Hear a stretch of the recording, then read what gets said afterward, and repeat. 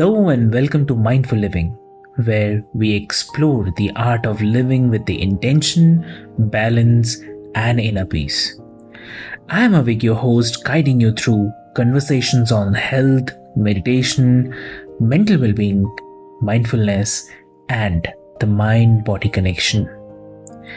Each episode features expert insights to help you grow, heal, and thrive. So, take a deep breath, relax, and join us on this journey to a more mindful and fulfilling life.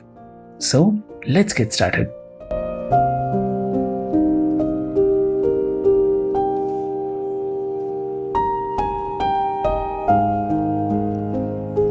Hello and welcome, listeners, to the Mindful Living podcast, where we explore the intersections of mental health, personal growth, and resilience. I'm your host, Sana, and today we have an incredible guest with us, Andrew Levander. Andrew, welcome to the show. Oh, thank you very much. Glad to be here. Lovely, lovely. So, listeners, before we proceed to the discussion, I would love to introduce my guest to all of you. Andrew Levander is a licensed LMFT and Master Addictions Counselor, and he brings over 25 years of experience in mental health advocacy, helping everyone from celebrities to everyday individuals navigate the complexities of addiction, identity, and grief.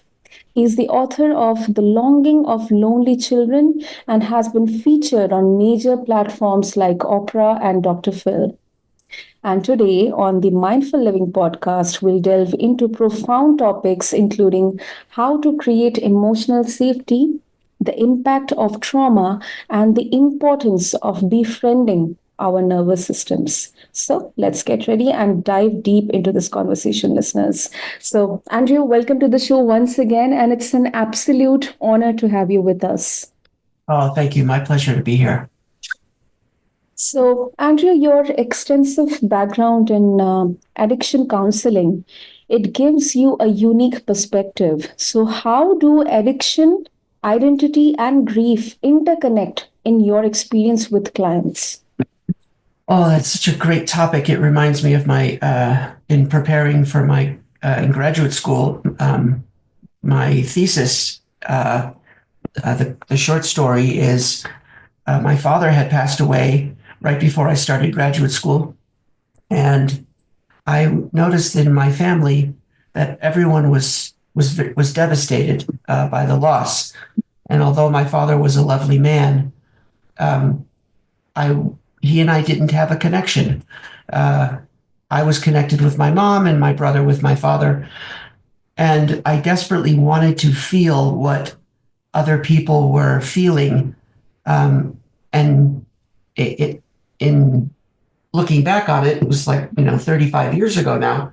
Looking back on it, I thought that there was something wrong with me, and um, what I came to think about was the loss of my father did not produce the type of experience that when I surrendered my dependent relationship with drugs and alcohol, that is what conjured up and what seemed to mirror what family members were going through, but related to my father. And so I started to investigate the connection between the loss or choosing to give up relationship with drugs and alcohol and how that necessitates a grief reaction in people. And I did an extensive year-long study at two large treatment centers, looking at this and wondering if it was just me. And what I found out is that it wasn't, that the despair and pain and isolation and loneliness that I was feeling was remarkably similar to the way people, specifically my mother and my brother, what they related to me was their experience thinking about the loss of my father. And that kind of started a professional 25 years now. I've been using the principles of loss and grief and what it's like to mourn something and expanded it not just to the death of a person, but the loss really of any need gratifying relationship. And I think that's the bottom line is anything that meets needs, if it is no longer available, regardless of choice on why it's not available, will bring up a grieving reaction. And if nothing else, it allowed me to connect with my clients over the past 25 years in a way that lots of them have expressed not feeling understood prior. I think it's a very empathic, a deep way of connecting with another person, because although addiction is not a universal experience, grief and loss is. Yes. And so I don't know. I mean, for whatever reason, it was fascinating to me, and it still is. And that's the backstory on the connection between addiction and grief. That's for me. That's really very informative, Andrew. And thank you so much for sharing this. And we all appreciate the your noble cause to spread awareness, spread the word about how addiction, identity, and grief are so crucial to be addressed about. So thank you. Moving on. In your book, The Longing of Lonely Children, you address themes of loneliness and healing. We all definitely have realized how loneliness is eating all age brackets, whether it's the old people, parents, children, youth, the current generation. Loneliness is one of the major reasons behind it's affecting mental health. And also you address the topic of healing. So can you share how loneliness plays a role in addiction and recovery? Sure. And just one little correction. It is a book that I'm currently writing that is not finished being written. Okay. And I appreciate you're bringing it up. The connection for me, a lot of what interests me is just comes from my personal life experiences. And I'm an old man now. I'm 55, and that old saying, I wish I knew then what I know now. I remember being a lonely child with a learning disability, and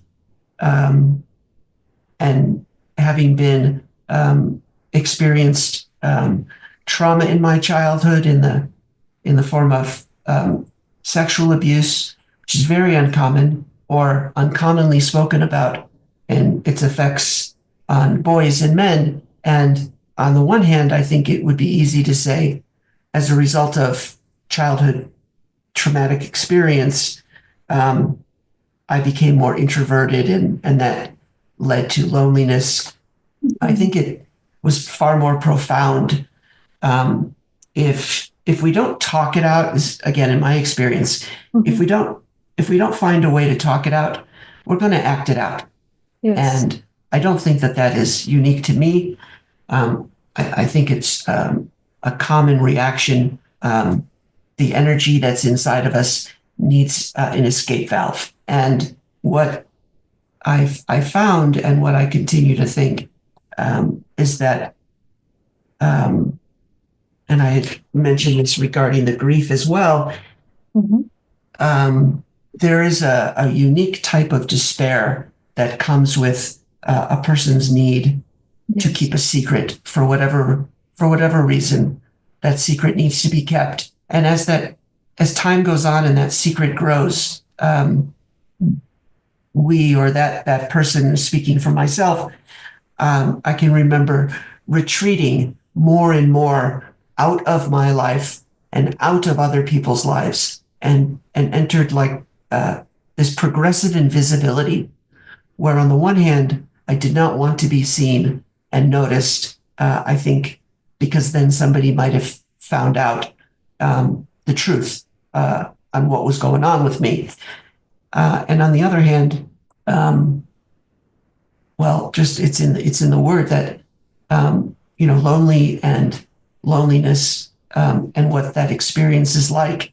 It's kind of where I came up with the idea of foraging. That we usually think of foraging in terms of food, looking for things for sustenance to sustain us. Yes. And my journey of foraging was not about food, but it was about alleviating pain. And I think that's where I stumbled upon, drugs and alcohol in my case, and the needs that were met were immense and indescribable at the time.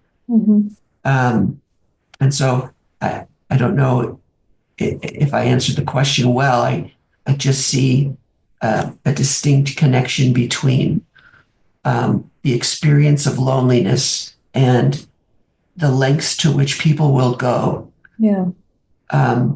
to feel connected to something, not necessarily someone. Yes. I totally agree with you on that, Andrew. And you also emphasize the importance of creating emotional and relational safety.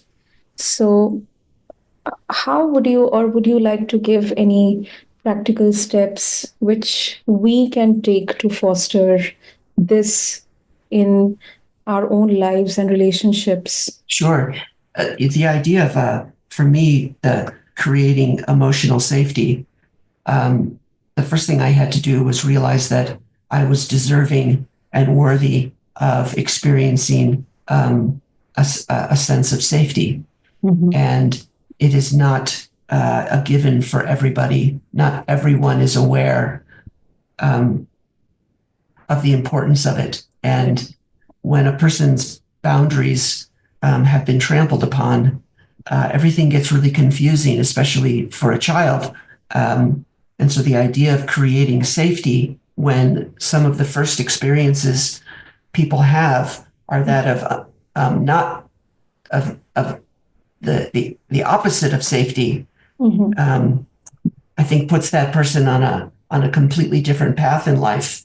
And the example I sometimes use, just I guess as a clinician, when it comes to depression, we probably would agree that going to the gym and exercising, going for a walk, is a very healthy exercise if you are trying to combat the negative effects of depression.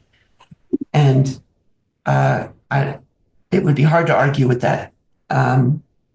However, if a person does not feel deserving of peace or safety or calm, and has spent any amount of time in their life either punishing themselves for what they have determined is maybe their fault, the idea of going to the gym to help myself, it didn't resonate with me and hasn't resonated with hundreds and hundreds of clients that I've been fortunate to work with over the years. It's a great intervention, but it isn't always timed well. So getting back to a sense of I deserve, a sense of deserving, and to end the punishment and to end creating situations in life that reinforce our badness, certainly for me and for lots of my clients has been the first step. And one of the things I was thinking about this morning in preparing for this speaking with you is the idea of how our lives in large part are directed by our thoughts. Yes. And I remember in graduate school, a professor said, no client will ever go anywhere you're not willing to go. And the challenge was to look at where, as the clinician, where are your where are you comfortable and not comfortable exploring? Because if I can't do it for myself, it would be very difficult for me to help somebody else do it. So that was incredibly valuable, to be given an opportunity to look at and to find value in looking at some of the challenges that I experienced in my life, with the ultimate goal of having the capacity to be authentic and genuine with people that I was going to be helping in the future. And so the thought that I had was, in regards to being willing to go there, is directly related to how we think about ourselves. And this professor said, the only thing that's wrong with you is the way that you think about you. And I remember that blew my mind, that it couldn't possibly be that simple. And it doesn't account for, people with organic, or, diagnoses and clinical depression and other mental health disorders. But on some level, when I stop to think about it, if I wake up each morning and I think I am unlovable, unworthy, and stupid, that quality of my day in life is going to be directly influenced by how I am thinking about me. Yes. And I do this, what I think and clients think is a really great exercise. And I can't tell you how many times people haven't even considered this. And here's what it is. The question is, if you came to believe that you were mistaken about yourself, if you were wrong about yourself, how would your life be different? And when that was posed to me, the quality of my life changed when I was finished with that exercise, because I hadn't even considered that I could be mistaken on how I thought about myself.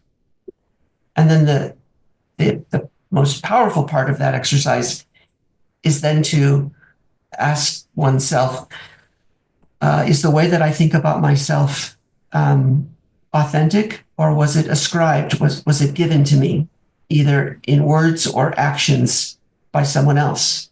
And what made that so powerful is that some of the ways that I had that became natural, how to think about myself, didn't even belong to me. And I think that can be applied to so many different aspects of my life, and I think people's lives. And when the exercise was over, I realized that 8 out of 10 thoughts that I had did not start with me, that they were given to me either by somebody's actions or words. So I don't know, I guess if there is a point, one of them would be how powerful words are. And if we can't find a way to speak to ourselves about ourselves with a little bit of grace and kindness, we are not going to experience the type of relationships and joy in life that are available. Definitely. So, before we wrap up, Andrew, given your experience working with a diverse range of clients, what is one key takeaway you would like to share with those struggling with grief or addiction in their own lives? I guess that